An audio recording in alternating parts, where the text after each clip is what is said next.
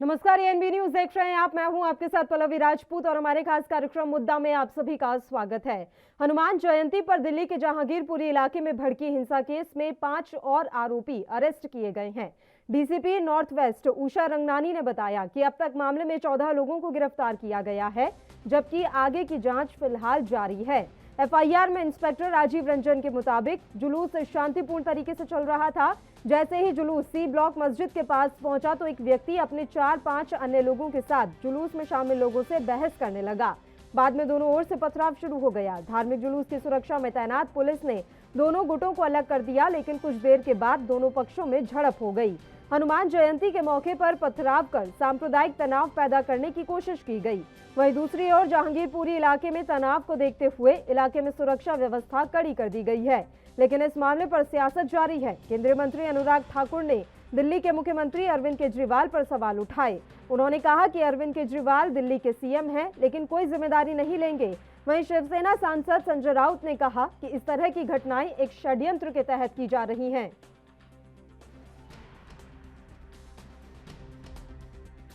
देखिए, वो मुख्यमंत्री हैं केजरीवाल जी, लेकिन जिम्मेदारी कोई लेने के लिए तैयार नहीं है। आज तक पूछना चाहिए इनके पास विभाग कौन सा है दिल्ली सरकार में और उसकी आउटपुट क्या है, क्या आउटकम है उसकी, जरा पता तो चले। और दूसरा, दूसरे राज्यों में जाकर अधिकारियों की बैठक लेना, ये संघीय ढांचे पर एक प्रहार है। और यही नहीं, उत्तर प्रदेश में भी आए थे, वहां पर इनकी नाकामयाबियां रही, सारी सीटों पर जमानत जब्त हुई और यहां पर अपनी सरकार चला नहीं पाते हैं और ठीकरा किसी और पर फोड़ने का काम करते हैं। ये जो वोट बैंक की राजनीति के कारण ये लोग देश में इस तरह का वातावरण पैदा करने का प्रयास कर रहे हैं, मैं यही कहना चाहता हूं, ये नफरत के बीज बोने का काम जो विपक्षी दल कर रहे हैं, अपनी राजनीतिक नैया को डूबने से बचाने के लिए, ये देश की जनता बड़े ध्यान से देख रही है। इनके कारनामे जनता ने पहले भी देखे, इनको पहले भी नकारा है और आगे भी जनता नकारेगी। हनुमान जयंती के यात्रा के ऊपर हमला हुआ, इससे पहले कभी नहीं हुआ था। रामनवमी और हनुमान जयंती बहुत ही शांतिपूर्ण तरीके से ये उत्सव मनाए जाते थे, लेकिन अभी इस बार जुलूस निकालना है, हम निकाल रहे हैं। वो हिंदुओं का हक है, किसी भी धर्म का हक है, लेकिन हमले जो होते हैं ये प्रायोजित है, ये पॉलिटिकल स्पॉन्सर्ड हमले हैं। इसलिए हमले हो रहे हैं कि देश का माहौल ख़राब हो, फिर एक बार इस देश में हिंदू मुसलमान दंगे हो, क्योंकि अब हिंदू पाकिस्तान नहीं चलेगा, सर्जिकल स्ट्राइक नहीं चलेगा, राम मंदिर नहीं चलेगा। तो ये जो माहौल ख़राब करके फिर एक बार 4-5 राज्यों में जो चुनाव आने जा रहे हैं उसमें वोट मांगने का ये पूरा षड्यंत्र है। चलिए, इस मसले पर हम चर्चा की शुरुआत कर लेते हैं। 3 मेहमान इस समय हमारे साथ जुड़ गए हैं। मेहमानों से आपका परिचय करवा दिया। गुरविंदर सिंह ढिल्लों जी इस समय हमारे साथ जुड़े हुए हैं, प्रवक्ता हैं आम आदमी पार्टी के। सर्वेश्वर पाठक जी वरिष्ठ पत्रकार के तौर पर हमारे साथ जुड़े हुए और अश्विनी शाही जी हमारे साथ जुड़ गए हैं, भारतीय जनता पार्टी के प्रवक्ता। तीनों ही मेहमानों का स्वागत है एएनपी न्यूज पर। अश्विनी जी, मेरा सीधा सा सवाल है, सर, देश में चल क्या रहा है?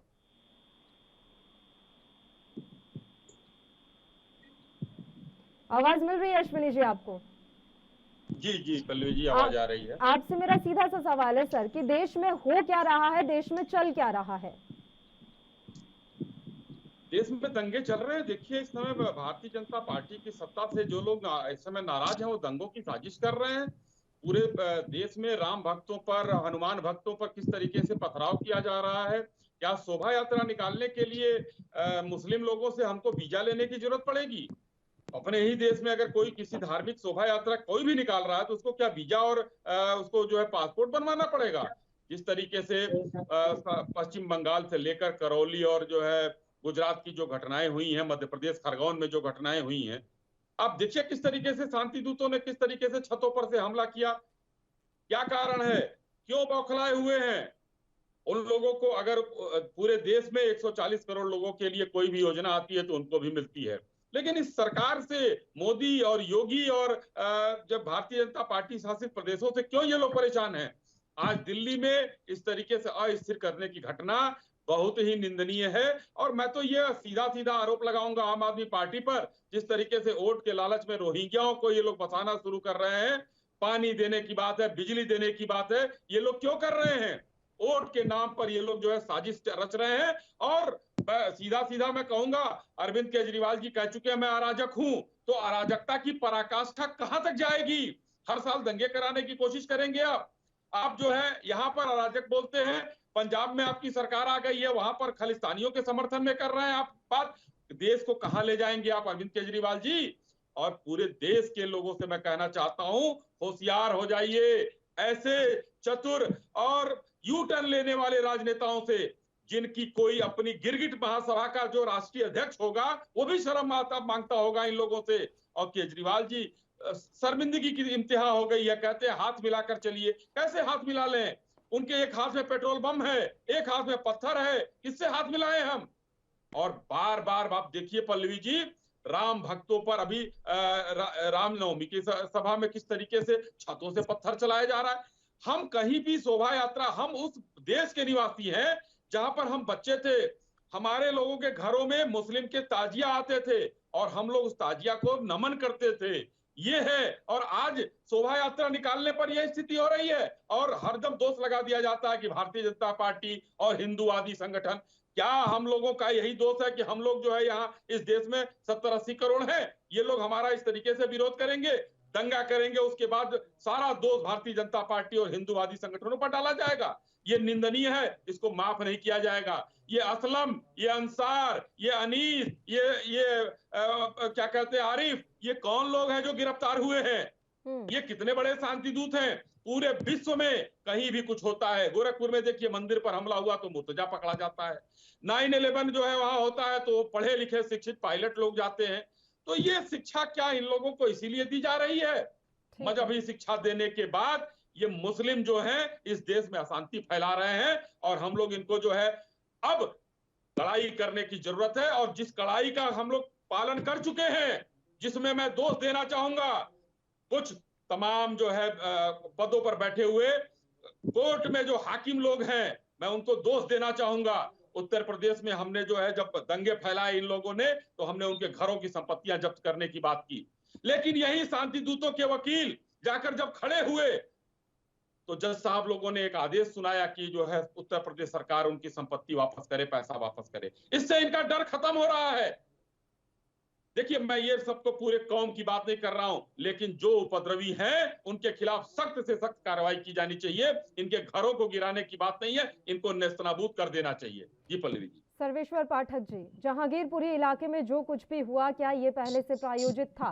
पहले से योजना थी कि इस तरह का जुलूस निकलेगा हनुमान जयंती पर और फिर इस तरह की घटना को अंजाम दिया जाएगा? और अगर ये प्रायोजित था तो इसे शह देने का काम किसने किया?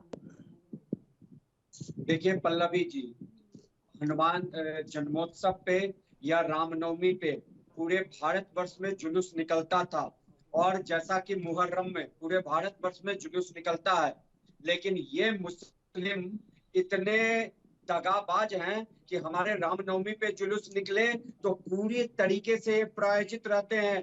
पल्लवी जी, एक कबाड़ी वाले जितने बियर के बोतल, जितने लीकर के बोतल ये खरीदते हैं, ये सब इकट्ठे करके रखे हुए थे और पत्थर, और ये सारी की सारी सुनियोजित है। जैसे ही जहांगीरपुरी में सी ब्लॉक से निकले लोग और वो उस मस्जिद तक पहुंचे नहीं कि इन लोगों ने पत्थरबाजी और वो दारू के बोतल और बियर के बोतल फेंकना शुरू कर दिया और हाथों में तलवार। करीब 2 से 2.5 हजार लोग निकल चुके थे। तो ये पूरी तरीके से प्रायोजित है और हर पूरे जहां जहां हुआ है पूरे राज्यों में ये प्रायोजित दंगे किए गए हैं। और अगर बीजेपी कहती है कि ये प्रायोजित दंगे, बीजेपी क्या कहती है ये हम अपने आंखों से देखते हैं कि ये किस तरीके का प्रायोजित दंगा है। और विपक्षी पार्टी तुष्टीकरण की राजनीति में विश्वास करती है। दिल्ली में ठीक है, अरविंद केजरीवाल के अंदर ये रोहिंग्याओं को बसाने का आता है। हमने एनआरसी लगाया, असम में, बंगाल में एनआरसी लगाने की बात कर रहे हैं, लेकिन दिल्ली की आबादी 2.5 करोड़ है और इतना छोटा क्षेत्रफल का दिल्ली, क्या केंद्र सरकार यहाँ पे एनआरसी नहीं लगा के इस रोहिंग्या और बांग्लादेशी को फ्लश आउट कर सकती है? तो कहीं ना कहीं केंद्र सरकार भी राजनीति देखने के लिए आतुर रहती है। ये एक बार की बात नहीं है। हमने सीए एनआरसी के दंगे में देख लिए कि कैसे इन लोगों ने पूरी तरीके से प्रायोजित दंगा किया था। घरों पे पेट्रोल बम, पत्थर गुलेल, बड़े बड़े गुलेल बनाए थे इन्होंने। और इतना होने के बावजूद भी केंद्र सरकार हाथ पे हाथ धरे बैठी हुई है, कोर्ट का मुंह देख रही है कि कोर्ट उनको सजा देगी। पीएफआई का निकल के आ गया कि खरगोन और वहां राजस्थान में करौली के दंगों में हाथ है, साइनबाग में उसका हाथ था, उसके बावजूद भी केंद्र सरकार बैठी पड़ी है। और ये पहली बार कोई घटना नहीं हुई है पल्लवी जी। देखिए, सरस्वती पूजा का भसान हो, ये मुस्लिम लोग ऐसे ही करते हैं। रूपेश पांडे को मार दिया गया झारखंड में। अभी शिवम जो मौत से लड़ रहा है, डेथ बेड पे पड़ा हुआ है हॉस्पिटल में, आपका मध्य प्रदेश में दंगा हुआ। तो ये एक जगह का दंगा नहीं है, ये मॉब सुनियोजित लिंचिंग के पूरी नाम पर सोची इस समझी समुदाय के कई लोग साजिश भी के पीट पीट कर मारे जाते दंगा हैं। है। सर्वेश्वर पाठक जी, दोनों तरफ से मॉब चीजें होती है ना लिंचिंग सर। मॉब कितना लिंचिंग हुआ के है नाम पर पल्लवी इस जी? समुदाय के लोग आज भी आप पीट भी पीट कर मार दिए इन जाते हैं। एक मिनट बात दंगाइयों, सुनिए, इन बात सुनिए मुस्लिमों पाठक साहब, बात को मॉब सुनिए, बात लिंचिंग तो के सुन लीजिए सहारे सर्वेश्वर जी। प्रश्रय मत दीजिए। हमारे जुलूसों आप पर इस मुझे तरह का बताइए, हमला हो पल्लवी रहा जी, है, नहीं, ये नहीं, हमें कतई आज बर्दाश्त मुझे नहीं है। बताइए, लेकिन अगर आज हम मुझे उल बताइए जुलूल विवाद पल्लवी जी उठाएंगे, कि हम कितने अजान का विवाद उठा देंगे, हम लाउड स्पीकर पर सवाल अरे उठा अजान देंगे, का हम विवाद बुरके तो पे उठना ही सवाल चाहिए, उठा क्यों नहीं देंगे, हम उठना इस पे चाहिए? सवाल उठा नहीं, देंगे, क्यों मीट नहीं बैन कर उठना देंगे, चाहिए? तो किस ये तरीके से उन्हें अच्छा प्रभु लगेगा? 5 बार है, हमें क्यों अजान सुनना चाहिए? अगर अल्लाह को याद करना है तो आप अपने मस्जिद में, अपने घर में बैठ के करो।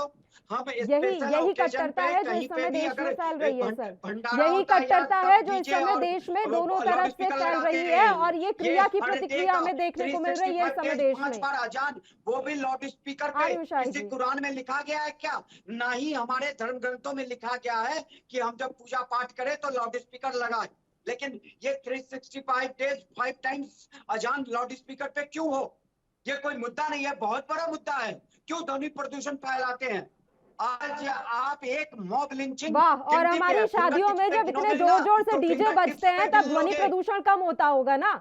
आप कुछ भी बोल रहे हैं सर। नहीं, आप ध्वनि निश्चित प्रदूषण डेसिबल पर वहाँ भी बजाइए, होता ये है। बात समझ ध्वनि में आती प्रदूषण है क्योंकि वहाँ ये भी कोर्ट होता का है। ऑर्डर है। अब लेकिन ये वो अलग बात साल है कि में हमारे 2, देश के 4, 10 राजनीतिक बार होता विश्लेषक है। और तमाम पार्टियां साल में कोर्ट 2 से बार, ऊपर उठ 2, गई हैं 4, तो बात 10 अलग बार है। होता है। यहाँ पर डे 5 टाइम्स 365 डेज। और ये आम आदमी जैसी पार्टी, ये तुष्टीकरण की राजनीति में इन्होंने मौलवी मुल्लाओं की तो सैलरी बढ़ाई। मुझे बताइए कितने दिल्ली के पंडित और की सैलरी बनाई है इन्होंने? कितने पंडितों को सैलरी पे रखा है? इतने मंदिर है। पूछ लेते हैं और गुरविंदर क्यों सिंह जी से, मस्जिद के ओर से किस तरीके से अगर तुष्टीकरण जुलूस की राजनीति निकले कर तो रहे ये हैं ये? मुस्लिम उस पे दंगे, इस पे डंडे बरसाएंगे, इस हाँ। पे पत्थर बरसाएंगे। गुरविंदर सिंह जी। पल्लवी जी, मैंने जो सुनी है बीजेपी के प्रवक्ता की और संपादक जो बैठे हैं जरा उनकी जोर भी से बातें बोलिए, सुनी है। आवाज नहीं आ रही आपकी। आवाज तो फिर अपना ठीक कीजिए ना सिस्टम। जो दंगा हुआ है देश में हमारे में, ये बहुत ही निंदनीय बात है, नहीं होना चाहिए।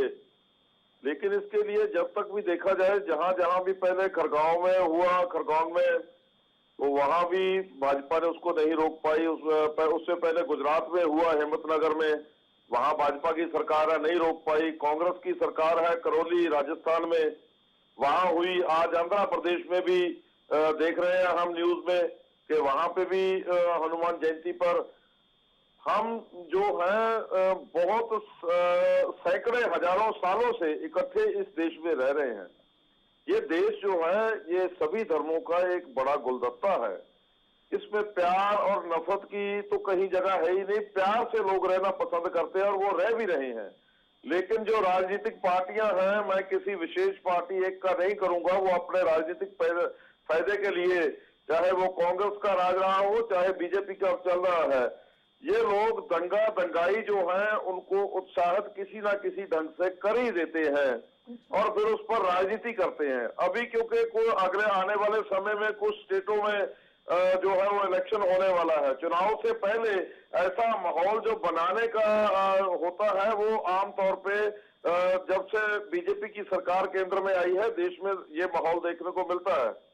लेकिन मैं इसके लिए जिम्मेदार ठहराऊंगा क्योंकि जो केंद्र सरकार की एजेंसीज हैं देखो ये आम आदमी आप पार्टी पर आरोप जड़ रहे हैं, लेकिन ये नहीं सोच रहे क्योंकि पुलिस वहां पे आपके पास है और जो कानून व्यवस्था है वो आपके पास है, आपके पास उसकी जिम्मेदारी है, उसके आप भाग नहीं सकते कहीं भी। आप टीवी चैनल पे या कहीं पे तरह तरह के आरोप लगा के आम आदमी पार्टी को बदनाम करने की कोशिश कर रहे हो, रोहिंग्यों को बात कर रहे हैं बीजेपी वाले, उनको किसने रोकना है आने से? बांग्लादेश के बॉर्डर पे क्या आम आदमी पार्टी उनको अंदर लेकर आती है? बांग्लादेश के बॉर्डर से आपकी सरकार भी है, आपकी केंद्र में भी है और वहां सूबे में स्टेट में भी आपकी की सरकार है। बांग्लादेश से लोग अंदर आते हैं, रोहिंग्या आप उनको बता रहे हैं जिनको, तो वो उनको रोकना किसने है भाई? जिम्मेदारी आपकी है ना, आप ही की सरकार है।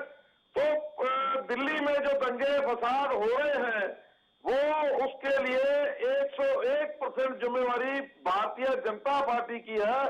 हमारी तरफ से किसी तरह भी दंगा भड़काने या उसको उकसाने का कोई भी किसी एक भी छोटा सा भी वर्कर जो है वो काम ना करता है और ना हम ऐसा काम कभी इसमें विश्वास रखते हैं। हम इस बात की निंदा करते हैं, घोर निंदा करते हैं कि जो धार्मिक जुलूस है, जो हमारी धार्मिक आजादी है, उस पर किसी की ऐसी तरह दंगाबाज या हमला नहीं होना चाहिए। देश में ऐसा माहौल जो है वो देशवासियों के लिए भी खतरनाक है।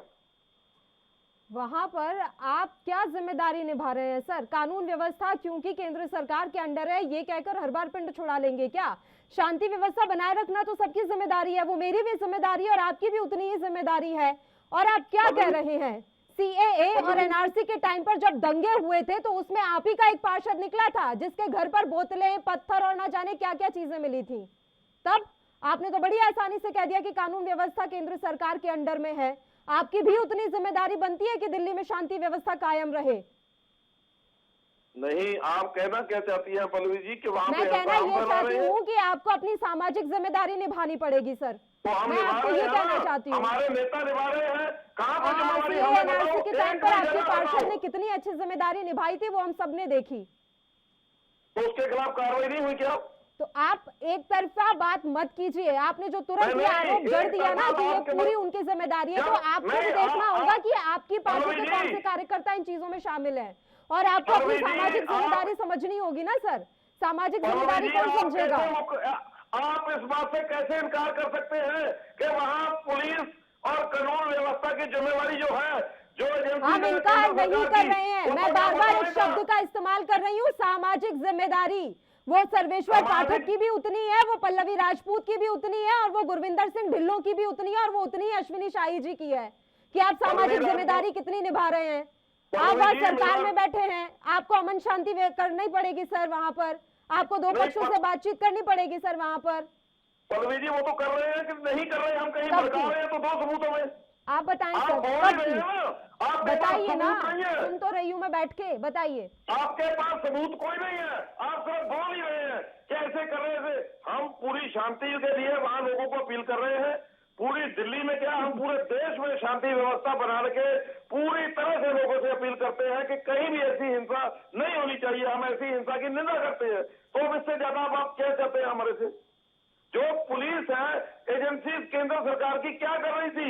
उनको इन्फॉर्मेशन नहीं थी कि यहाँ पे दंगा हो सकता है? पहले उन लोगों को अरेस्ट क्यों नहीं किया?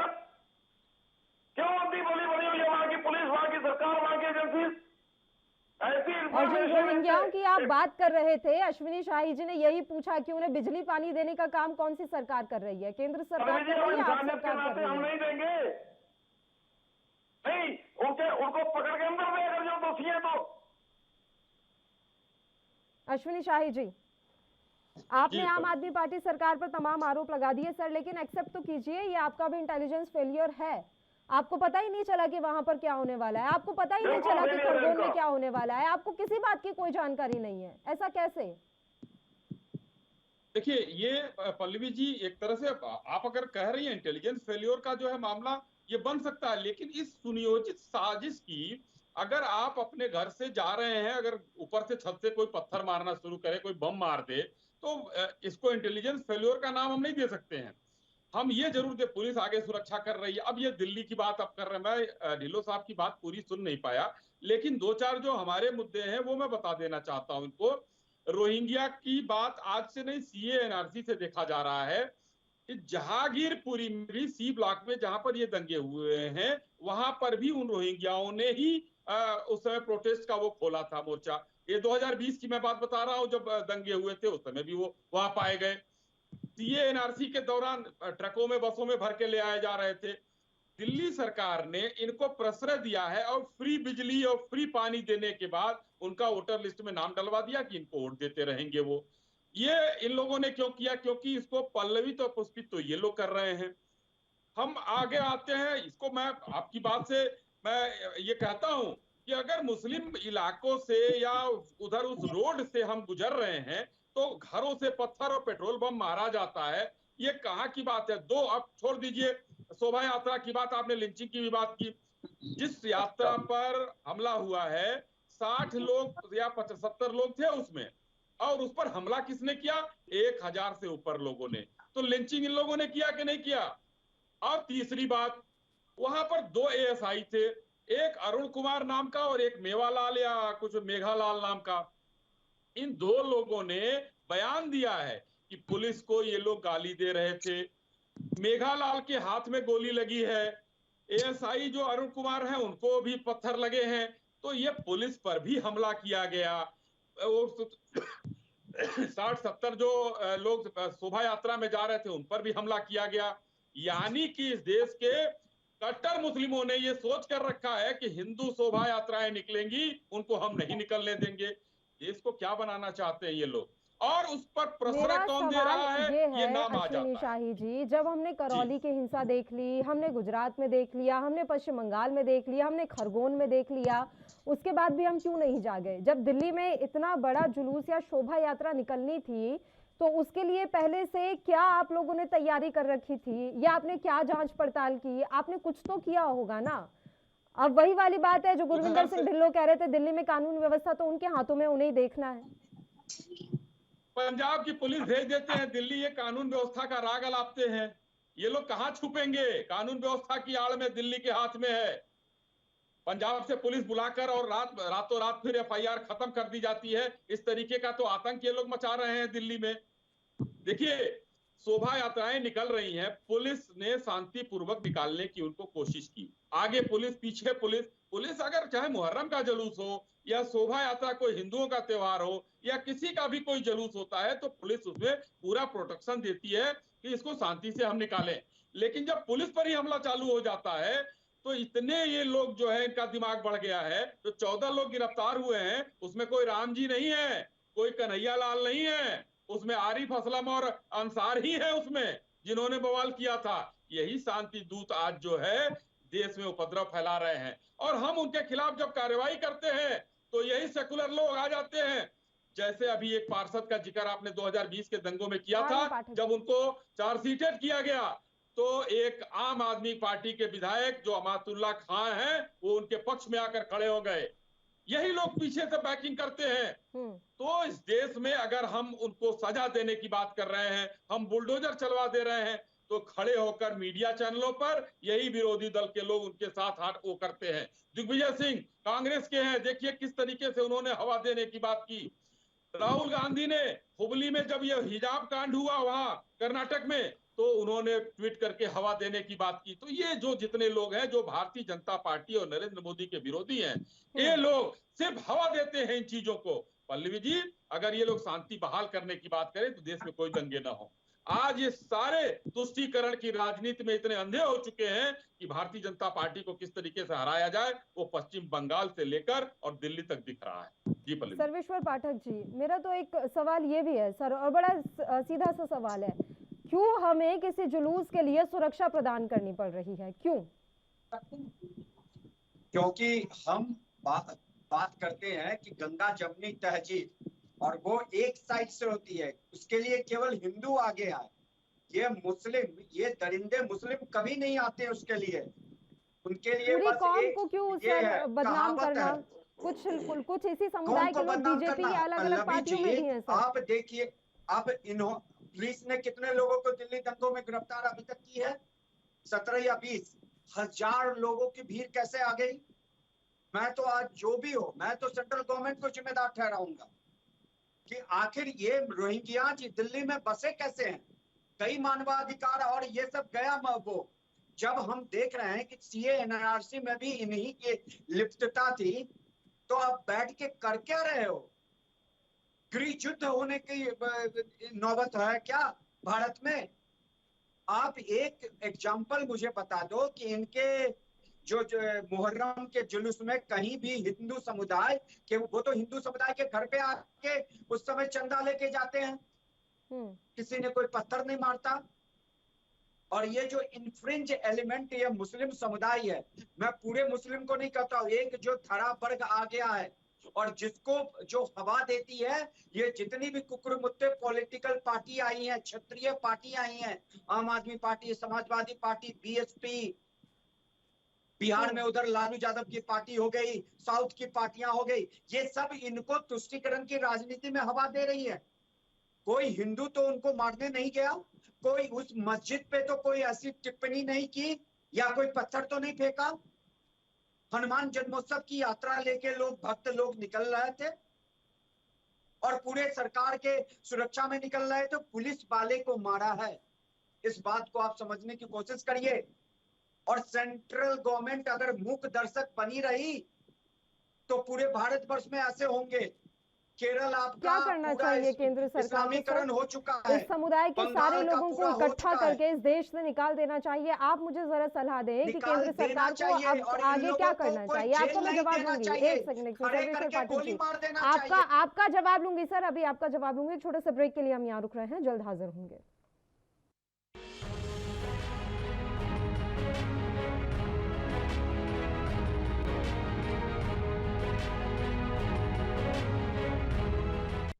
एक बार फिर से आप सभी का स्वागत है। सर्वेश्वर पाठक जी, केंद्र सरकार को क्या सलाह देना आप चाहते हैं, आपकी अब करना क्या चाहिए? देखिए, मेरी इतनी हैसियत नहीं है कि मैं केंद्र सरकार को सलाह दूं, लेकिन अगर किसी भी आम नागरिक से आप जाके मांग करेंगी ना, पूछेंगी ना पल्लवी जी, उस जहांगीरपुरी में जहां हिंदू हैं, उनका बस एक ही कहना होगा कि इसमें रोहिंग्याओं को जबरदस्ती बसाया गया है, उन सबों को फ्लश आउट करो। आप दिल्ली से इसकी शुरुआत करो, निकाल बाहर करो, उनको चिन्हित करो। आखिर क्यों वो दिल्ली में पड़े हुए हैं? दंगे करने के लिए, हिंदू समाज को मारने के लिए? हिंदू की महिलाएं, लड़कियां अगर उस रास्ते से जाती है, आप अपने रिपोर्टर को भेजिए दिल्ली ब्यूरो के लोगों को, और वो रिपोर्ट लेके आते हैं और फिर सुनिए उनकी दर्दनाक कहानी हिंदुओं की, कि अगर हिंदू के उसमें सिख की भी लड़कियां शामिल है। ढिल्लन साहेब, आपके सिख समुदाय के लोग भी उस एरिया में रहते हैं जहांगीरपुरी में, वहां से लड़कियां निकलती है तो उसको ये मुस्लिम समुदाय के लड़के छेड़ते हैं और ये पूरे ग्रुप में बैठे रहते हैं। वहां के लोगों का ये साफ तौर पर कहना है सर्वेश्वर जी कि इस इलाके में इस तरह की ये घटना कोई पहली बार नहीं है।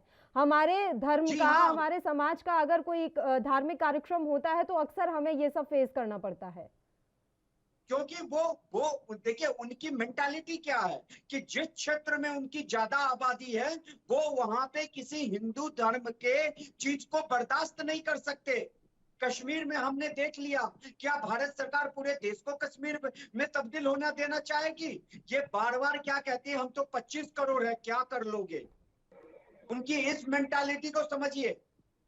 हम कह रहे हैं हिंदू मुस्लिम भाई भाई, काहे का भाई भाई? जब शिया सुन्नी भाई भाई नहीं हुआ तो हिंदू मुस्लिम कहां से भाई भाई हो जाएगा? जो तब दो समुदाय मुस्लिम के हैं, शिया और सुन्नी, आज तक वो भाई भाई नहीं होते हैं, तो वो हम कहां? इनका पूरा सामाजिक बहिष्कार कर देना चाहिए। हिंदुओं को जागे, सोए हुए हिंदुओं को जागना चाहिए। न इनसे कोई सामान खरीदना चाहिए, न इनकी बिजनेस के किसी को रेंट पे बिजनेस करने देना चाहिए।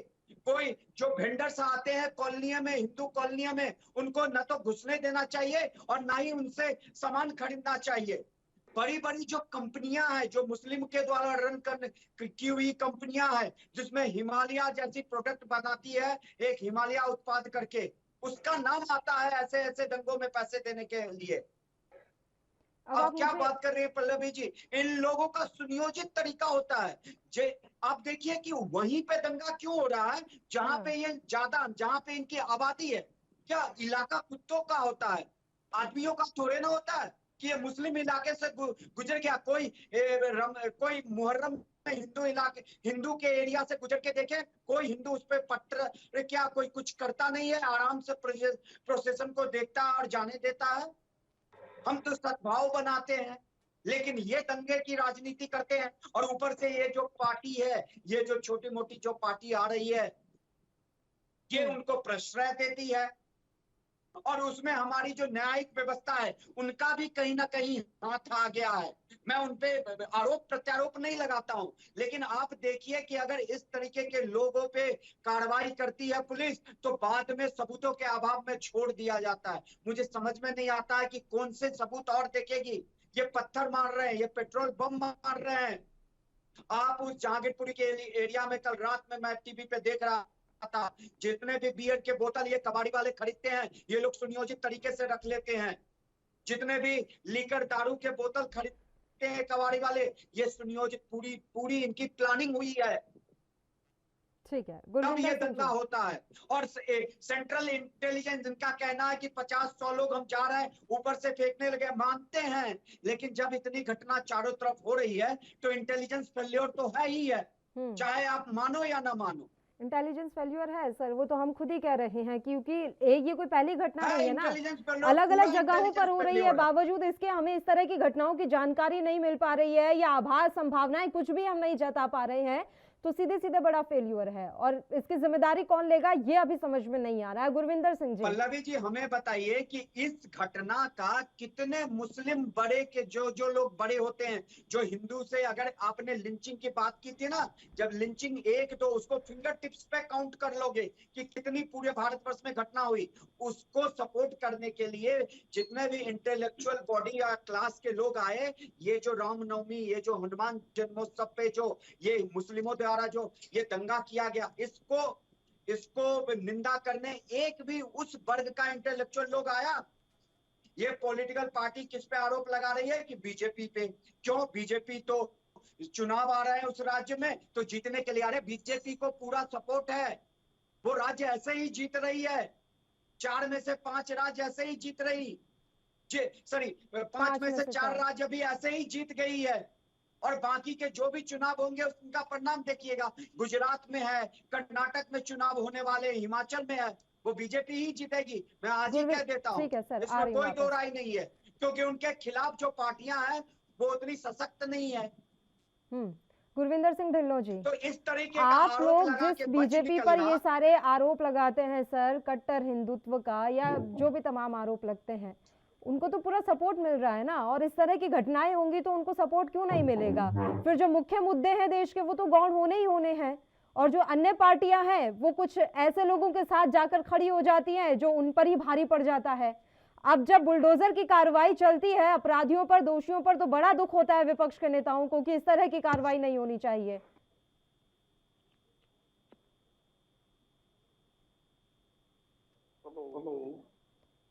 आवाज मिल रही है गुरविंदर जी? हाँ, मिल रही है, पता नहीं बीच में कट गई थी। मेरा सवाल सर ये है कि भारतीय जनता पार्टी पर कट्टर हिंदुत्व के और तमाम चीजों के आरोप लगते हैं, लेकिन उनको तो पूरा साथ मिल रहा है ना सर हिंदुओं का। इस तरह की जब घटनाएं होंगी तो हिंदू क्यों ना साथ दें भारतीय जनता पार्टी का? उन्हें तो यही लगेगा कि वो पार्टी ही सबसे ज्यादा अच्छी है और उनके भले के बारे में सोचती है। हम कहाँ कह रहे हैं कि हिंदू ना साथ दे बीजेपी का, पल्लवी जी? हम तो बोल रहे हैं कि हिंदू साथ दे, सभी का दें, बीजेपी का भी दे, कांग्रेस का भी दे, हमारा भी दे, सभी का दे साथ। हम कौन से बोल रहे हैं कि अकेले बीजेपी का साथ ना दे? हम तो बोल रहे हैं दे, सभी का साथ दे, लेकिन राजनीति के लिए लोगों को उनकी धार्मिक भावनाओं को भड़काने का काम जो किया जा रहा है वो अच्छा नहीं है। हम इस बात की निंदा करते हैं। और हम ढिल्लन साहब, आप अगर अभी गुरु पर्व आने वाला है, निकलते हैं कि नहीं पंच प्यारे? और अब वो पंच प्यारे और जो हम प्रोसेसन लेके गुरु गोविंद सिंह जी की और पवित्र गुरु मतलब ग्रंथ साहिब को लेके प्रोसेसन निकलेंगे, तो ये मुस्लिम हम पे हमला करेंगे, तो उसमें हम उनकी धार्मिक भावनाएं भड़काने जा रहे हैं। बताइए आप। नहीं तो जिम्मेवारी किसकी है? धार्मिक भावनाएं भड़काने, धार्मिक भावना भड़काना है। और 5 बार अल्लाह हो अकबर कहते हैं कि अल्लाह ही सबसे बड़ा है और कोई नहीं है, वो धार्मिक भावना भड़काना नहीं है? अरे ऐसे बयान देने से शर्म आनी चाहिए आपको। अभी गुरु प्रकाश पर्व आने वाला है, पूरा चांदनी चौक का इलाका भरा रहेगा। हम जैसे हिंदू, मैं ब्राह्मण हूं, मैं भी जाके मत्था टेकता हूं क्योंकि हमें भक्ति है, हम मानते हैं सर्व धर्म को। और उसके बाद आप कहेंगे कि धार्मिक भावनाएं भड़का रहा है। कौन धार्मिक भावनाएं भड़का रहा है? हिंदू भड़का रहा है कि ये मुस्लिम भड़का रहा है? और आप लोगों की पार्टियां इनको प्रश्रय दे रही है। ढिल्लों साहब, अगर अभी चांदनी चौक गुरुद्वारा है, वहां से प्रोसेशन निकले, वहां भी पूरा मुस्लिम का इलाका है, तो ये मुस्लिम उस पे पत्थर बरसाएंगे क्या? उस पे दारू के बोतल फेंकेंगे क्या? और धार्मिक भावनाएं, आप अगर गुरु गोविंद साहब को लेके मत्थे पे हम चले हैं तो ये पत्थर मारेंगे हमें? इनकी इतनी हिम्मत हो गई है? चलिए क्योंकि ढिल्लों साहब का सरकार जवाब इसमें ले कुछ लेते नहीं हैं। कर रही है। हमारे मैंने देश चलने दो, पाटिल जी को चलने दो, किसी को मौका नहीं देना चाहते, चलने दो इनको। बोलिए बोलिए, चलिए पाटिल जी और करिए। पूछ लिया है सर उन्होंने, अब आपको भी तो जवाब देना पड़ेगा ना, बताइए। जवाब मैं इनका क्या दूं? कोई बुक हो इनकी तो है, किधर से किधर को बात को ले जा रहे हैं। आवाज ठीक कर दीजिए गुरविंदर जी की, डबल डबल आ रही है। बोलिए गुरविंदर जी। पल्लवी जी, मेरे कहने का मतलब ये है कि ये जिम्मेवारी सरकार की है, इसको हिंदू मुस्लिम में बता रहे हैं ये पाठक जी। ये निष्पक्ष की तरह के क्या बैठे, ये भी बीजेपी की उसी बोली में बोल रहे हैं ये। मैं आपकी बात से अग्री करती हूँ गुरविंदर जी, ये सरकार की, ये पुलिस प्रशासन की जिम्मेदारी है कि इस तरह की घटनाओं को रोके। लेकिन अगर कोई पत्थरबाजी कर रहा है तो वो किसकी जिम्मेदारी है? दिमाग से कैसे निकालेंगे सर आप इस कट्टरता को? ये कौन भड़का रहा है भावनाएं? हम तो नहीं करते ना सर। कोई हिंदू समाज को आपने देखा है किसी के ताजिए, किसी के मुहर्रम, किसी के पंच प्यारों पर पत्थरबाजी करते हुए? तो जब अगर कहीं पर रामनवमी का जुलूस निकल रहा है, हनुमान जयंती का जुलूस निकल रहा है, सर पे हमने भगवान हनुमान को बिठा रखा है, तो आप कैसे पत्थर मार सकते हैं? आप क्यों मार रहे हैं पत्थर? ये कहां से आ रहा है? ये कौन भड़का रहा है? पल्लवी जी, अगर चाहे तो पत्ता नहीं हिल सकता। आपको ये भी मालूम होना चाहिए, वहां पे जो दंगेबाजी होती है, जो पत्थरबाजी होती है, जो बोतलबाजी होती है, जो पेट्रोल पंप फेंके जाते हैं, वो सारा कुछ पुलिस की नाकामी से फेंके जाते हैं। किसी भी एरिया में, जैसे मेरी बात का पूरी होने जरा बीच में नहीं काटना, जहांगीरपुरी में पता है कि मुस्लिम एरिया है, वहां पे जो दंगाई लोग हैं उनको पहले अरेस्ट क्यों नहीं किया गया? क्यों पुलिस ने अपनी ड्यूटी नहीं निभाई? जिस एरिया में, जिस थाना में बदमाशों की और दंगाइयों की सभी लिस्ट होती है, उन्होंने क्यों नहीं उनको बुलाकर पहले थाने में बिठाया? क्यों नहीं उन्होंने कार्रवाई की? अगर कार्रवाई हो भी गई तो ये पुलिस को जो इंटेलिजेंस फेलियर है, इसकी जिम्मेवारी किसकी है? ये इंटेलिजेंस फेलियर की जिम्मेवारी किसकी है? इंटेलिजेंस फेलियर किसका है? पाठक जी, मेरी बात पूरी होने दीजिए। तो क्या पुलिस मैंने आपकी बात को रोका नहीं है, मेरी बात पूरी होने दीजिए। जो एरिया में, पल्लवी जी आपको इतना तो मालूम होगा ना कि जो एरिया में कोई धार्मिक जुलूस निकलना है, जो एरिया में, उसमें पहले इंटेलिजेंस जो है वो अपनी पूरी इंफॉर्मेशन रखती है। वहां के में कुछ हो सकता है, अगर पता ही नहीं लगा इनको तो इनका बेवकूफी है। ये सरकार मूर्खों की है जिनको ये नहीं पता चला कि वहां पर दंगाई लोग रहते हैं और वो दंगा कर सकते हैं। ये बजाय अपने इंटेलिजेंस फेलियर के और उल्टा हिंदू मुस्लिम सिख ये गाना गा रहे हैं। ये कथा मत कीजिए, ये इंटेलिजेंस सरकार का फेलियर है और सेंट्रल गवर्नमेंट की बहुत बड़ी नाकामी है। नालायक सरकार है जिसको ये नहीं पता चला कि वहां दंगा हो सकता है। अदरवाइज किसी भी थाना में ऐसी कोई घटना होने से पहले थाने में इंफॉर्मेशन होती है कि कौन बंदा वहां पे क्या कर सकता है। क्यों नहीं इन्होंने इंटेलिजेंस की बात इंफॉर्मेशन ली? क्यों इंटेलिजेंस एजेंसियों को पूछा नहीं? ऐसे काम नहीं चलेगा कि ये हिंदू का मसला है, ये मुस्लिम का मसला है, ये सिख का मसला है, ये किसी ईसाई का मसला है। इंटेलिजेंस फेलियर सरकार का है और इंटेलिजेंस फेलियर को कहना करना सरकार की जिम्मेवारी है। मैं किसी हिंदू की बात नहीं कर रहा, मैं किसी मुस्लिम की बात नहीं कर रहा, मैं किसी सिख की नहीं, किसी ईसाई की बात नहीं कर रहा। मैं सरकारी तंत्र मंत्र फेल है उसकी ये सपोर्ट कर रहे हैं। इस बात की जिम्मेवारी जो है ना, जो सरकार चलाती है उसी की बनती है और जो सरकारी फेलियर जो है उसके लिए बीजेपी की सरकार जिम्मेवार है, उसी को सारी जिम्मेवारी लेनी होगी। मैं बोलूं सर अब? हाँ बोलो। आप मुझे ये बताइए कि अगर हम जुलूस निकाल रहे हैं तो हमें किसी सुरक्षा की जरूरत ही क्यों पड़ रही है? क्यों पड़ रही है सर? क्या हमें देश में रह के किसी की परमिशन लेनी पड़ेगी कि क्या हम इस इलाके से अपना धार्मिक जुलूस निकाल लें? पल्लवी जी, ये पहले नहीं था, जब से बीजेपी सरकार आई है पूरे देश में माहौल ऐसा बना रखा है बीजेपी ने। 2014 से आई हुई है बीजेपी की सरकार तो, लेकिन हमें जब इसी से साल चल रहा देखने है को मिल रहा है ये सिस्टम। सब। उससे पहले धार्मिक जुलूसों पर नहीं था, हाँ दंगा फसाद होता था, ऐसी बात नहीं है कभी कभी, लेकिन ऐसा नहीं था कि रोज ही दंगा, कभी कहीं सुनियोजित तरीके से ये दंगा करवा रहे हैं जगह जगह पर।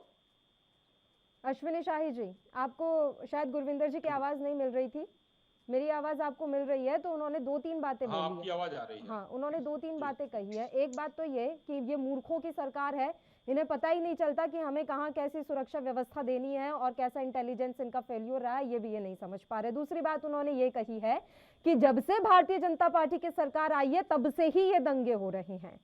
दूसरी बात इन्होंने ये कही। और तीसरी बात इन्होंने कही कि जब आपको पता है कि जहांगीरपुरी इलाके में कौन सी आबादी ज्यादा है तो आपको पहले लिस्ट निकाल कर रखनी चाहिए थी इस तरह के अपराधियों की, उन्हें पहले ही गिरफ्तार करके रखना चाहिए था ताकि इस तरह की कोई चीजें ना होती।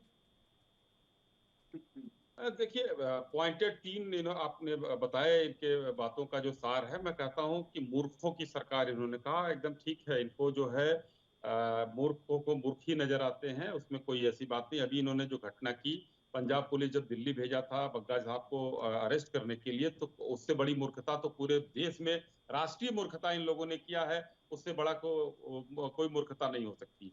तो मूर्खों की सरकार कौन है वो ये जाने, उसकी बात पे मैं नहीं जानना चाहता हूँ। दूसरा जो प्रमुख मुद्दा है आज का विषय है कि क्यों उस इलाके से जाने के लिए पहले क्यों नहीं अरेस्ट कर लिया जाता है। देखिए, कहीं भी दिल्ली पुलिस हो, उत्तर प्रदेश पुलिस हो, महाराष्ट्र पुलिस हो या भारत में कहीं भी पुलिस हो, पुलिस पहले से उनका जो इंटेलिजेंस है, जो आपने कहा था, वो इंटेलिजेंस काम करता है कि कुछ हो सकता है, कुछ नहीं हो सकता है।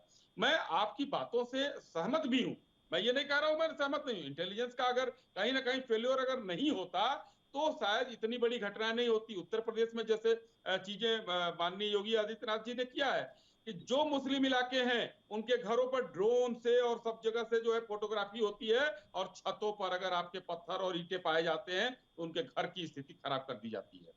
भले ही माननीय कोर्ट ने जो है बाद में उनको बचाव का एक रास्ता दे दिया और सब कर दिया, वो अलग बात है। वहां पर ये चीजें होनी चाहिए थी, नहीं हुई तो फेल्योर है। वो अधिकारी जांच का विषय आएगा, अधिकारी लोग नपेंगे, उसमें कोई हमको कुछ नहीं कहना है, वो जांच का विषय है। लेकिन घटना होने के बाद ही पुलिस आती है और काम करती है। ढिल्लों साहब, ऐसा कोई प्रदेश बता दीजिए जहां पुलिस को सपना आ रहा हो कि यहां पर यह घटना हो जाएगी। वो एक दूसरे से मिलके, इंटेलिजेंस डिपार्टमेंट से, मुखबिर से कुछ इस तरीके की चीजें करके वो पहले पकड़ते हैं। लेकिन जब आप एक सड़क पर लेकर शोभा यात्रा निकल रहे हैं कि यहां पर ये मुस्लिम आबादी है, तो क्या हमको वहां से जाना नहीं चाहिए? पहले हम गिरफ्तार करें, उसके बाद अपनी शोभा यात्रा निकालें। ये कहां का राज है भाई? हिंदुस्तान में हमको वीजा पासपोर्ट लेना पड़ेगा मुसलमानों के मोहल्ले में जाने के लिए? ये वीजा पासपोर्ट की आवश्यकता नहीं है। हाँ, अगर अब उन लोगों ने किया है तो उनकी ऐसी की तैसी जो होगी कार्रवाई जितनी करनी होगी, उनके घरों को खोद खोद के उन लोगों को निकाला जाएगा। आप देखिए, असलम से लेकर अंसार तक जितने हैं, आपने ये ठंडे बस्ते में क्यों डाला है सर एनआरसी, जब आपको पता है कि देश में इस तरह के लोग रह रहे हैं जो हमारे देश के हैं ही नहीं? तो इस तरह की जो आप योजनाएं लाते हैं, कानून लाते हैं, उन्हें ठंडे बस्ते में किस डर के मारे डाल देते हैं कि आपका वोट बैंक चला जाएगा? देखिए, कोई डर का माहौल नहीं है। भारतीय जनता पार्टी ने हमारे एजेंडे में, देखिए हमारे एजेंडे में 370 भी था, राम मंदिर भी था, जो भी हमारे एजेंडे में हम कर रहे हैं, और सब में समय लगेगा। लेकिन इन लोगों ने, देखिए इतना बढ़िया कानून देश में कृषि बिल था जिसको आम आदमी पार्टी ने अपने सदन में दिल्ली में पास भी किया था, और उसके बाद देखिए किस तरीके से विरोध हो रहा था, कितना विरोध हुआ है। अंत में सरकार को वापस लेना पड़ा, क्योंकि इन्हीं लोगों ने, यही जो अभी जिसको जो है हमारे राजनीतिक विश्लेषक ने कुकुरमुत्तों की पार्टी कहा, ये लोग वही है। इन लोगों ने विरोध किया। कुछ पार्टी वाले जो है सदन में ट्रैक्टर चला रहे थे और कुछ लोग पैसा फंडिंग करके बॉर्डर के लोगों को खाना खिलवा रहे थे। जब कोरोना काल आया, उत्तर प्रदेश और बिहार के लोगों को बॉर्डर से भगवाने का काम भी आम आदमी पार्टी ने किया था, लेकिन वहां खाना खिलाने का काम भी इन लोगों ने किया। और आज उन्हीं चीजों को देखते हुए ये दंगाई क्यों है, एनआरसी का विरोध इन लोगों ने शुरुआत किया। आप सीए एनआरसी में कितना बड़ा प्रोटेस्ट चला देख लीजिए, लेकिन वो लागू होगा, आज नहीं कल होगा। ये इससे कोई वो ना करे। भारतीय जनता पार्टी के एजेंडे में जो है 370 जैसा बड़ा मुद्दा जो लोग कहते थे कि जो है यहाँ पर झंडा उठाने वाला कोई नहीं मिलेगा, 370 हट जाएगा, फारूक अब्दुल्ला कहते रहे 100 बार सरकार आ जाएगी, नहीं हटेगा, हटा ना, ऐसे ही होगा। लेकिन ये जो आज एक माहौल बनाया गया कि हम जो है कृषि बिल पर नहीं हो पाए, सफल हो पाए, तो अब दंगे करके सफलता प्राप्त करो। और क्यों प्रश्रय आप लोग देते हो? जितनी विरोधी दल है, अगर अभी ये बात स्पष्ट है, मैं सहमत हूं अपने राजनीतिक विश्लेषक साहब से कि इन लोगों ने कोई बयान दिया, कहीं कोई बयान नहीं आया कि क्यों ऐसा हो रहा है। सब लोग शांति और सौहार्द की बात ही कर रहे हैं। आज कोई अगर एक मुस्लिम मर जाता है तो उसके जनाजे में कितने लोग जाते हैं आपने देखा होगा। इस आतंकवादी बुरहान बानी के उसमें कितने लोग गए थे ये देखिए। आज रतन लाल मरे 2020 के दंगे में, पुलिस के कांस्टेबल थे, कौन नेता गया था उनके जो है जनाजे में, अंतिम यात्रा में कौन गया था? कोई नहीं गया था। तो ये है इनकी तुष्टीकरण की राजनीति, और ये लोग सारे लिप्त हैं इन दंगों में। अरविंद केजरीवाल जी की पूरी संलिप्तता है दिल्ली के दंगों में, क्योंकि ताहिर खान जो दंगा करवाता है, अमानतुल्लाह खान उसकी पैरवी करते हैं, ये दोनों आम आदमी पार्टी के लोग रहते हैं। तो आज इसमें कहीं संदेह नहीं है। हाँ, भारतीय एजेंसियां इतनी कमजोर भी नहीं है, अब धीरे धीरे पानी सर से ऊपर जा रहा है, ऊपर नहीं जाने दिया जाएगा। इनके खिलाफ कठोर से कठोर कार्रवाई की जाएगी पल्लवी जी, और निकट भविष्य में आप देखिएगा अच्छी कार्रवाई। ठीक है, गुरविंदर जी कुछ कह रहे थे आप? जैसे ये बात कर रहे हैं शाहिद, मेरे कहने का मतलब ऐसा नहीं है, आप मेरी बात को समझ नहीं रही हैं। मेरे कहने का मतलब बीजेपी या कोई और पार्टी नहीं है, मैं सियासत नहीं कर रहा हूं इस पर। सरकार की एजेंसीज जो हैं वो सभी स्टेटों में काम करती हैं, हम सरकारों में भी रहे हैं, हमें मालूम है प्रोसीजर क्या है। जहां पे दंगा फसाद होने की संभावना होती है वहां पे लोगों को पहले अरेस्ट कर लिया जाता है, जिन पर शंका होती है कि वो दंगाई है, कोई ना कोई शरारत करेंगे, उनको शायद थाने में बिठा दिया जाता है और 307-51 का पर्चा देके उनको 107-51 का उनको उनकी जमानत ले दी जाती, फिर उनको छोड़ दिया जाता है। ये सिस्टम जो है सारे देश में चलता है। आपकी सरकार जो है उसका फेलियर है और आप उस फेलियर को बचा रहे हैं, बजाय इसके कि हम उस जो एजेंसीज हैं उनको टाइट करेंगे, उनको ठीक करेंगे, जो उनकी गलतियां रहे हैं उनको गलतियों को ठीक करेंगे। आप बचा रहे हैं कि जैसे हम भाजपा को नहीं कह रहे हैं, हम ये कह रहे हैं कि सरकार का फेलियर है। जब सरकार होती है वो भाजपा या कोई कम्युनिस्ट या कांग्रेस नहीं होती या आम पार्टी नहीं होती, वो सरकार लोगों की चुनी हुई सरकार होती है और सभी लोगों के लिए काम करती है। उस सरकार की जो एजेंसी है वो अगर सही काम नहीं करती उसकी हम निंदा करते हैं, उसकी जिम्मेवारी आपकी है, वो आपको जिम्मेवारी निभानी पड़ेगी। जब तक आप जिम्मेवारी नहीं निभाएंगे, ये सुरक्षा एजेंसी जो है, ये इंटरनल एजेंसी जो है, आपको ठीक इन्फॉर्मेशन नहीं देंगी। आप बोल रहे कि थाने को कैसे पता होगा कि वहां दंगा, बिल्कुल पता होता है कि इस एरिया में ये हो सकता है। हर एक थानेदार को, हर एक एसएचओ को पता था कि मेरे एरिया में क्या बात हो सकती है। अरे आप क्या बात कर रहे हैं कि आप पुलिस को पता नहीं होता है? वहां मुस्लिम एरिया था और आपकी पार्टी को पता था कि वहां पे कोई गड़बड़ कर सकते हैं कुछ लोग, जिनको आप 14 लोगों को अरेस्ट किया है। इन 14 को पहले भी अरेस्ट कर सकती थी सरकार, क्योंकि इन पर पहले भी पर्चे दर्ज है, इन पर पहले भी केस दर्ज है, तो पहले क्यों नहीं पुलिस ने इनको पकड़ और बिठाया वहां पे? पाठक साहब। पल्लवी जी आवाज कुछ आई नहीं, आप अगर बता दे वो मतलब वो एक ही बात कह रहे हैं कि सर ये इंटेलिजेंस फेलियर है सीधे तौर पर, और सरकार को चाहिए था, एसएचओ को चाहिए था कि उस जगह की लिस्ट बना के जो वहां के पहले से ही अपराधी हैं, जो 14 लोग अब गिरफ्तार किए गए हैं, वो पहले भी किए जा सकते थे, क्योंकि एसएचओ को आभास होता है कि हमारे इलाके में कुछ ना कुछ गड़बड़ हो सकती है। तो सीधे तौर पर इंटेलिजेंस फेलियर है। मेरा एक सवाल इसमें ये था, सर 1000 लोग आए थे वहां पर, क्या 1000 लोगों के नाम की लिस्ट बन सकती थी? वही मैं कहने वाला था पल्लवी जी कि 1000 लोग आए थे और ये पूरा सुनियोजित तरीके से था, तो क्या वो उस एरिया का एसएचओ और वो जो बीच होगा, देखिए उस प्रोसेशन के साथ मुश्किल से 10, 12, 20 पुलिस वाले होंगे आगे पीछे, समझ गए? तो क्या 1000 लोग आए थे, उन हजारों लोगों का पुलिस एसएचओ के पास लिस्ट होगा क्या? ये एक सुनियोजित घटना है, इंटेलिजेंस फेल्योर है, इंटेलिजेंस अगर फेल्योर है, लेकिन इतनी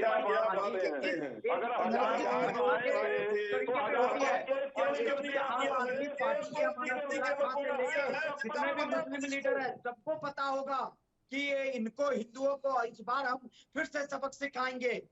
जो ये उनके ऐसी लीडर होते हैं घटनाएं जो करेंगे वही लोग होते हैं, वो हजार लोग भड़काने वाले नहीं थे, वो भड़के हुए लोग थे।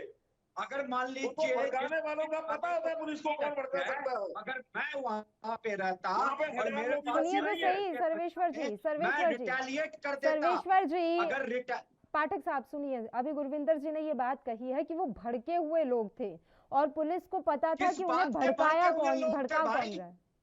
किस बात पे भड़के हुए लोग थे? हम भड़काने वाले जो हैं उनको अरेस्ट पहले किया जाना था। चाहिए, शर्म आनी चाहिए आपको ऐसी बात करते हुए। अरे आपको शर्म आनी चाहिए। हजार लोग भड़के हुए लोग थे। नहीं पाठक जी, 1000 बंदे को अरेस्ट क्यों नहीं किया? 14 क्यों किए? किस बात पे भड़के हैं वो? 14 क्यों किए? हमारे पूजा करने से आपको भड़के हैं। शर्म आनी चाहिए। कैमरे में बैठ के शर्म आनी चाहिए। 14 को अरेस्ट क्यों किया? 1000 को अरेस्ट क्यों नहीं किया? 1000 दोषी नहीं है, अरेस्ट जो है दोषी वो 14 है। आखिर उनका किसी ने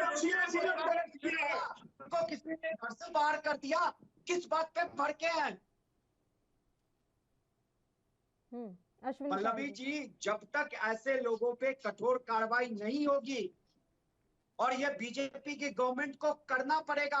सीए एनआरसी के दंगों में हमने देख लिया, देखिए वो मामला अदालत में लंबित है, अभी भी चल रहा है। माननीय अदालत उस पर किए जा रहे हैं, किए जा रहे हैं। को भी बताओ, अदालत को टिच जानते हैं, ये बोलते हैं अदालत गलत फैसले ले रही है। बताओ मिल रहा है, इन लोगों का जो मनोबल है वो बढ़ता जा रहा है कि क्या होगा, जेल में रहेंगे ना, जेल से भी ये लोग अपना चला रहे होंगे नेटवर्क। इनका एक ही उपाय है, आपके कहने से नहीं चलेगा लोकतंत्र। लोकतंत्र लोगों के साथ चलेगा। इसको इनकाउंटर में खत्म करो या इन जैसे आपकी इच्छा अपराधियों को। पूर्ति नहीं होगी, जो आप चाहते हैं वो सारा कुछ नहीं हो पाएगा। जो क्राइम करता है ना, चोरी लोकतंत्र में लोग बड़े होते हैं, जो लोग चाहेंगे वो होगा। करना पड़ता है। और ये जो कर देती है अब, और हमारे न्यायालय, माननीय न्यायालय पर ही करती है। साक्ष्य के अभाव में हजारों लोग निकलेंगे, उसमें से किस किस को पकड़ोगे? हजारों को क्या पुलिस गिरफ्तार किया जाएगा? या तो 1000 के 1000 दोषी हैं, क्योंकि उन्होंने सबों ने एक एक पत्थर मारा, एक एक बोतल फेंका है। ठीक है। और ये आम आदमी पार्टी वाली कहती है कि भड़के हुए लोग हैं। आपसे उम्मीदें बहुत है सर देश को कि इस देश में शांति व्यवस्था आप कायम रख सकते हैं। आप ये देखिए, उत्तर प्रदेश इतना बड़ा राज्य है सर, जब वहां पर सारे त्योहार अब शांतिपूर्वक तरीके से मनाए जा रहे हैं, तो दिल्ली जैसे छोटे से राज्य में इतना बड़ा दंगा कैसे हो गया और क्यों हो गया? आप कैसे फेल हो गए? देखिए, ये बहुत ही गंभीर सवाल है आपका। और उत्तर प्रदेश में तो यहाँ तक ये कर दिया गया था पिछली सरकारों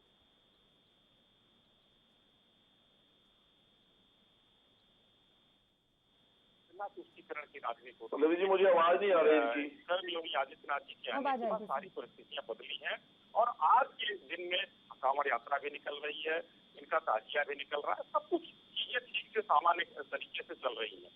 कहीं ना कहीं मैं मानता हूँ, मैंने पहले भी कहा, अब पाठक जी जो कह रहे हैं, पाठक जी इससे इनकार नहीं किया जा सकता है। अगर एजेंसियां फेलियर हैं तो कहीं ना कहीं उनके खिलाफ भी जांच होगी, क्योंकि ये जो दंगे हो रहे हैं, पिछले 2020 का जो दंगा हुआ जिस तरीके से हो गया, उस समय देश में वीआईपी आए थे, उसके बाद ये दंगे सुनियोजित करके किए गए कि सरकार को बदनाम करने। देखिए, चुनाव तो दिलो साहब हर साल होते हैं, यहाँ हिंदुस्तान में चुनाव होगा और आप लोग कब तक चुनाव से जोड़ेंगे इन चीजों को और उसमें भारतीय जनता पार्टी को फिट करने की कोशिश करेंगे? वो गलत है। चुनाव हर साल, अभी आज हिमाचल और गुजरात का चुनाव होगा, फिर अगले साल राजस्थान का होगा, फिर आ जाएगा आम चुनाव, फिर आ जाएगा उत्तर प्रदेश का चुनाव। तो ये सब क्यों चलते रहेंगे? चुनाव से जोड़ने की बात मत कीजिए। आप भी कोशिश कीजिए कि जो प्रश्न आप लोग दे रहे हैं उसको प्रश्न देना बंद कीजिए। इनको खाद और पानी देने का काम करके पल्लवित कोशिश कर रहे हैं जो आप रोहिंग्याओं को, इनको आप चिन्हित करने का काम करिए और भारत सरकार को बोलिए, आप जो आज ये आरोप लगा रहे हैं, भारत सरकार को बोलिए कितने हजार हमने चिन्हित किया, पार कराइए। भारत सरकार नहीं करे तो बताइए, आप तो उसको राशन कार्ड दे रहे हैं, फ्री बिजली दे रहे हैं, फ्री पानी दे रहे हैं, वोटर कार्ड भी बनवा दे रहे हैं, हमको वोट देगा वो। तो ये आप भी देश के साथ कहीं न कहीं चाहे न चाहे गद्दारी कर रहे हैं, देशद्रोह का काम कर रहे हैं आप। इसमें आप बताइए, आप भी आइए, देखिए, अगर सब कुछ भाईचारे की बात होती है तो सबको मिलकर काम करना पड़ता है। इसमें आप जो पल्लवी जी ने कहा सामाजिक जिम्मेदारी, उसको आप निर्वाह करिए, एजेंसियों को बताइए, सरकारों को बताइए। आप जब इतना बवाला कर सकते हैं कि हमारे पास ऑक्सीजन नहीं है, केंद्र सरकार ऑक्सीजन नहीं दे रही है, तो रोहिंग्या के लिए करिए ना भाई, कि रोहिंग्या इतने है निकालिए। सिर्फ आप ड्रामा करना जानते हैं, ड्रामा कंपनी के चीफ आपके केजरीवाल जी, और उसके साथ यहाँ से लेकर पंजाब तक ड्रामा ही हो रहा है।